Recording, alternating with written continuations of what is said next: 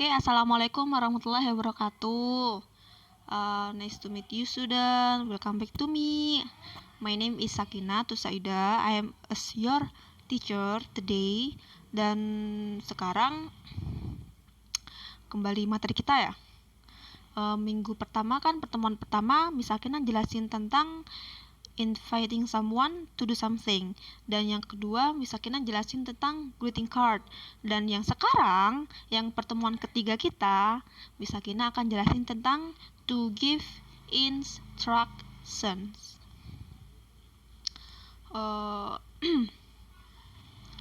Dan apa ya, untuk bab ini siapa sih yang belum tahu apa itu giving instruction itu? Oke, kita lanjut ke slide kedua. Bisa lihat nggak ini instruction itu apa? Oke, misalnya baca dulu ya. An instruction is an expression that is used to instruct, request, or giving command. Apa sih artinya, Miss? Itu artinya ada di bawah. Bisa kita tulis bahasa Inggris sama artinya ya, arti Indonesianya, biar kalian bisa gampang memahaminya. Instruksi adalah ekspresi yang digunakan untuk menginstruksikan atau meminta atau memberi perintah. Jadi intinya instruction ini, secara sederhana, instruction ini berarti perintah atau suruhan. Ingat ya, instruction ini adalah instruksi. Tapi kalau kalian nggak ngerti instruksi itu apa, pastinya kalian ngerti perintah atau suruhan itu. Contohnya, nih, mesti kalau kalian nyari di Google Translate atau kamus, instruction itu kan artinya instruksi. Tapi terus kalian nggak paham apa sih instruksi itu? Lah, Miss Sakina itu yang nomor 3 ini, poin ketiga, Miss Sakina simpelkan lagi. Instruction itu adalah perintah atau suruhan kepada seseorang gitu. Atau itu perintah kepada kita sendiri atau kita ngasih perintah ke orang. Seperti itu instruction itu ya. Terus slide selanjutnya.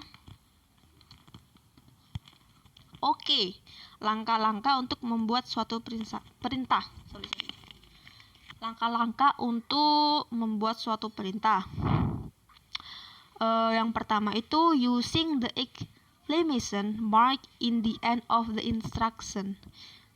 Udah bisa kita kasih buka kurung itu, apa sih artinya? Itu menggunakan tanda seru di akhir perintah. Pastinya kalau ada kata perintah, baik itu Indonesia ataupun Inggris, pastinya di akhir kata atau di akhir kalimat harus diberikan kata tanda seru. Apa sih, Miss, tanda seru? Coba kalian buka di Google contoh tanda seru. Oke. Gini, Miss, kalau misalnya aku nulis instruction tapi nggak ada tanda seru, ya itu bukan instruction lah. Soalnya salah satu instruksi itu pasti ada tanda seru. Itu adalah salah satu perintah seperti itu. Terus yang kedua, using simple present tense. Menggunakan tensi simple present tense. Mungkin kalian udah dijelasin di kelas 1, kelas 7 atau sebelumnya. Present tense itu apa? Present tense itu adalah bentuk kata kerja yang verb 1. Kata kerja itu apa? Kata kerja itu contohnya kalau di Indonesia ya, kayak menyapu, menulis, semua hal yang dikerjakan. Tuh. Seperti itu. Tapi yang verb 1 ya, yang simple present tense, yang verb 1. Yang pertama itu using verb 1. Contohnya sweep the floor. Mana sih yang verb 1? Lah, kalian bisa lihat kata depannya sweep. itu artinya menyapu. The floor, lantai. Menyapu lantai. Tapi kalau kita buat ada tanda seru di akhir kalimat, itu artinya sapulah. Sapulah lantainya gitu ya. Itu berupa perintah. Sapu dong lantainya gitu ya. Kalau di Indonesianya ya. Tapi kalau bahasa Inggrisnya sweep the floor. Kalau Indonesianya sapu dong lantainya gitu. Kalau enggak sapu lantainya. Harus ada kata tanda seru di belakang kalimat atau di belakang kata yang paling akhir sendiri. Itu Miss Sakina kasih tahu lagi ya, itu salah satu syarat untuk membuat instruction atau membuat kalimat instruksi agar kita paham, oh ini contoh instruksi, oh ini bukan contoh instruksi, seperti itu. Biar kita bisa baca, bisa menyesuaikan nada kita. Seperti itu. Sit down. Itu kan? Duduklah. Gitu. Kalau misalnya kalian gitu mau buat contoh sit down, gak ada kata tanda seru, kita nggak tahu itu. Misalnya udah buat contoh ya, gak ada tanda seru, terus Miss Sakina baca contohmu, ini kata perintah atau bukan sih, gak ada kata serunya. Jadinya Miss Sakina pakai nada lain seperti sit down, seperti itu. Tapi kalau ada kata serunya, kata tanda seru, berarti Miss Sakina pakai nada yang biasanya dibuat di perintah. Contohnya sit down gitu. Lebih apa sih? Lebih menekan ya di kata perintahnya. Terus yang ketiga, clean the blackboard. Itu. Clean the blackboard. Pasti ada kata nada tingginya ya di verb satunya ya. Sweep the floor. Sit down gitu. Clean the blackboard. Seperti itu.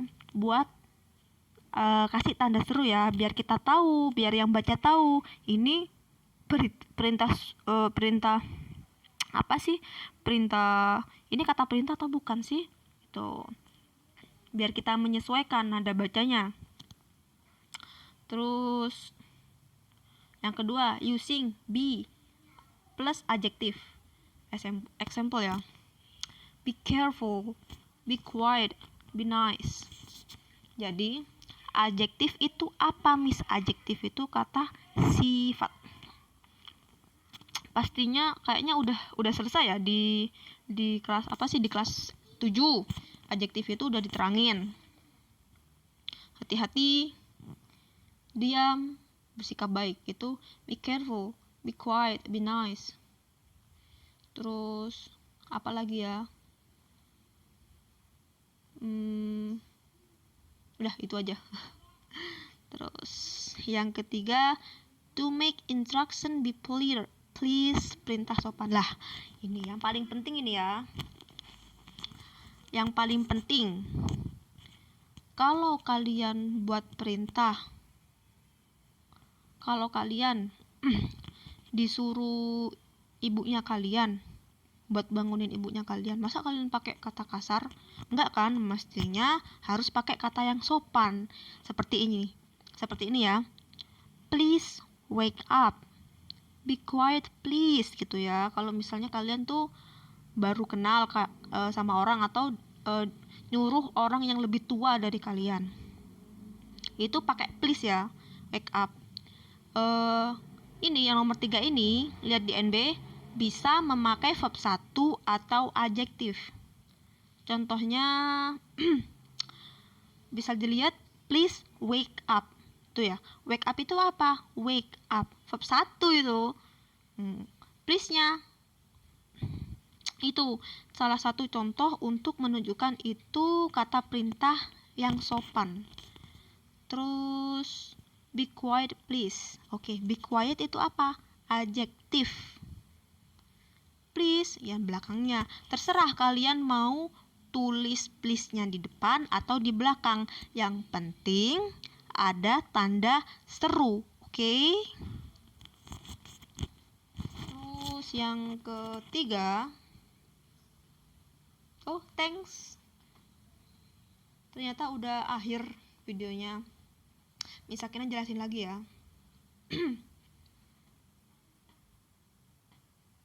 wait. Yang pertama, using the exclamation mark in the end of the instruction. Jadinya kalau setiap kalian nulis, kalau nulis ya, buat contoh gitu misalnya, kalian harus ngasih tanda seru di akhir perintah, di akhir kata, oke? Tapi kalau kalian ngomong, kalau ngomong ke teman kalian, pakai nada yang pas buat merintah gitu. Misalnya sit down, apa ya? Sweep the floor gitu ya. Masa kalian mau ngomong atau ngasih perintah ke temennya kalian, hey, sweep the floor? Gak mungkin kan? Temennya kalian pasti gak akan paham ngomong apa sih, ini kata apa sih, nada apa sih. Tapi kalau kalian pakai nada hey, sweep the floor gitu, nadanya agak ditinggiin, temennya kalian tuh tahu, oh berarti dia tuh nyuruh aku untuk nyapu. Enaknya sih dia tuh nyuruh aku nyapu sedangkan dianya enggak gitu. Itu ya. Terus misalnya jelasin lagi ya, misalnya tekankan lagi kalau kalian pengen ngasih perintah ke kakak kelasnya kalian, misalnya harus pakai kata please ya, biar kita tahu, biar mereka tahu ini sopan banget gitu, biar mereka mau gitu, biar kita nggak dikira oh ini adik kelas yang nggak ada sopan santunnya gitu ya. Ingat, please itu digunakan untuk kita nyuruh ke orang yang lebih tua dari kita. Okay? Do you understand? I think enough here. Mungkin cukup sekian ya. Thanks. Wassalamualaikum warahmatullahi wabarakatuh.